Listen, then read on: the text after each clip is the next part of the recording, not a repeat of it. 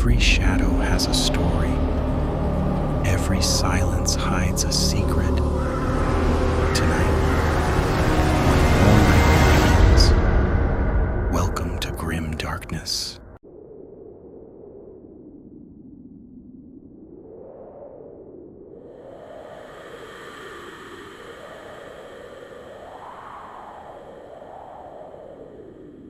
The road ended far sooner than Adil expected. The cracked asphalt simply stopped. Beyond it stood an endless wall of ancient pine trees, disappearing into a blanket of black fog that seemed to swallow every trace of daylight. The GPS had lost signal nearly 20 minutes earlier. Every turn they had taken since then no longer appeared on the screen, as if the roads behind them were being erased in real time, replaced only by a single stubborn message that refused to change. Searching for signal, blinking faintly like something trapped and repeating the same thought over and over again. Something about the forest felt deeply wrong in a way none of them could immediately explain. There were no birds overhead, no insects in the undergrowth, no distant rustling of life between the trees. Only an absolute silence so heavy that even the smallest movement, the crunch of a footstep, the shift of fabric felt unnaturally loud, as if the forest was listening to every single sound they made. At the edge of the trees stood a weathered wooden sign, its surface soaked in moisture and age, barely holding itself upright between two decaying posts. The paint had long faded, but the words were still visible, carved deep enough to survive time. "Welcome to Blackwood National Forest." Behind it, the road didn't continue. It simply disappeared into fog, as if it had never existed beyond this point. The moment they crossed the invisible boundary into Blackwood, the atmosphere shifted in a way none of them noticed at first. The sound of the outside world, the distant traffic, the wind through open space faded so gradually it almost felt natural, until there was nothing left except their footsteps and the forest closing in around them like something slowly tightening its grip.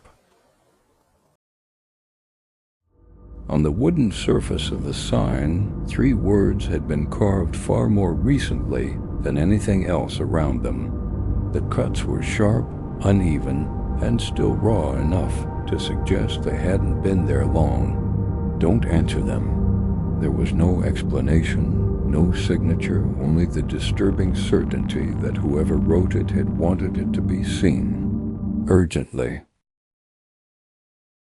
They laughed it off at first, trying to convince themselves it was just some kind of prank left behind by hikers or bored locals. But their laughter didn't feel natural in this place. It sounded too forced, too fragile, like it didn't belong in a forest that seemed to absorb every sound instead of reflecting it back. The campground appeared suddenly between the trees, as if it had been hidden there rather than built. Rusted fire pits sat in perfect circles of ash, picnic tables lay broken and overturned, and torn tents still clung to the ground like something had abandoned them mid-movement and never returned. Every surface was coated in damp dirt and decay, but the strangest part was not the damage itself. It was the absence of struggle. Nothing looked destroyed in panic. It all looked left behind calmly, as if the people who once lived here had simply decided to stop existing in the middle of whatever they were doing. Scattered among the overgrown grass were small children's toys, half buried in soil that had slowly swallowed them over time. A plastic car missing one wheel. A cracked doll face staring upward through the dirt. Things that should never have been left alone in a place like this. Near the remains of an old fire pit sat a single red shoe, perfectly intact, as if it had been placed there moments ago rather than abandoned years earlier. It was clean compared to everything else around it, almost untouched by the forest, which somehow made it feel even more wrong. As they stood there in silence, the realization began to settle in slowly. This wasn't just an abandoned campsite. It felt like a place that had been deliberately emptied, not by time or nature, but by something that had made sure nothing stayed behind to tell what had happened. The fire they built should have burned steadily, but instead the flames began to behave strangely, shrinking inward as if something invisible was slowly pulling the heat away from them. The light dimmed without reason, and shadows that shouldn't have existed began forming just beyond the edge of the fire. Then, without warning, the temperature dropped. Not gradually like a normal night in the forest, but instantly so sharply that their breath became visible in the air as if winter had been dropped directly on top of them without warning or transition. They noticed it at the same time. The silence wasn't normal anymore. It wasn't just absence of sound. It felt intentional, as if something had removed every living noise from the forest and was now waiting in the space it had created, listening to see if anyone would notice. Beyond the firelight, the forest seemed different now. The trees were no longer just standing in place. They felt arranged, almost deliberate, like they were forming patterns that only made sense from a distance they couldn't see. Then it happened. Something moved through the silence, not loudly, not violently, but with a quiet certainty that made it worse. It didn't announce itself or break the quiet. It simply existed inside it, and that alone was enough to make them freeze. A deal. The name didn't come from one direction. It didn't echo. It didn't travel. It felt like it had formed directly inside the air around him, spoken by something that already knew exactly where he was standing. He appeared out of the forest without warning, walking slowly back into the firelight as if nothing had happened, his clothes soaked in mud that clung too heavily to be natural. He didn't speak when they called his name, nor did he acknowledge them at first. He simply sat down and stared into the fire as though he had been gone somewhere far longer than they could understand. Then slowly his head lifted, and for a brief moment his eyes were completely black, not shadowed, not dimmed, just empty, infinite darkness where something seemed to be looking back through him. And then, just as suddenly, it stopped. His expression shifted, the darkness vanished, and he blinked as if waking from a normal dream. "Why are you all looking at me like that?"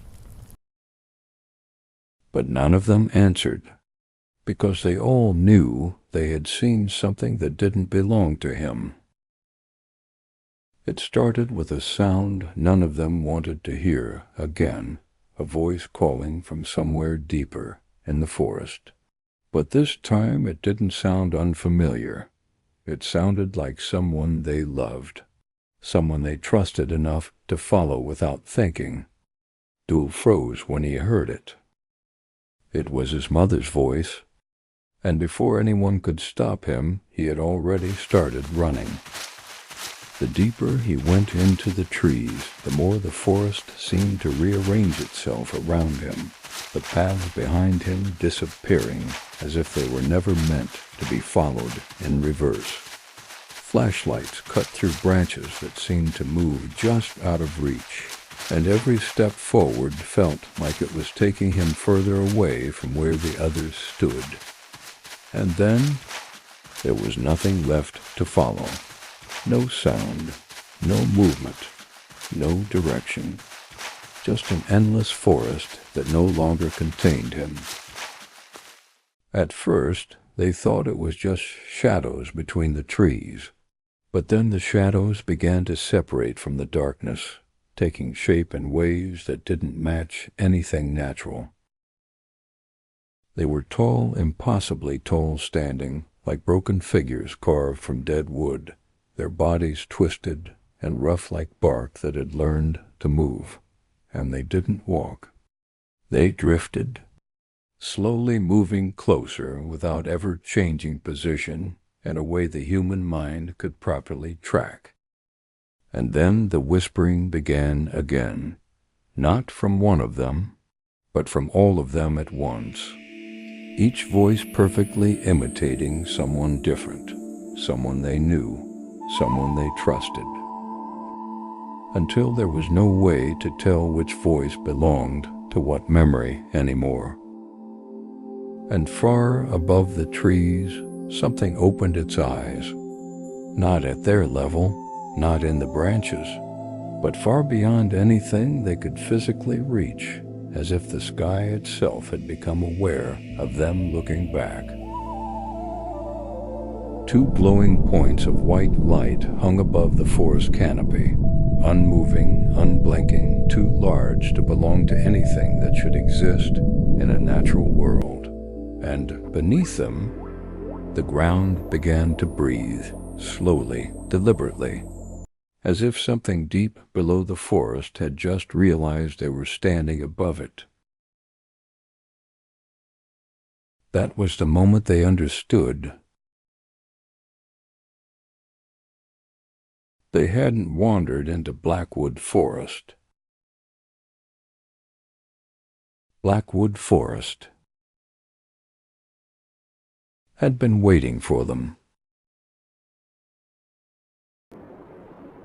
Some stories are forgotten.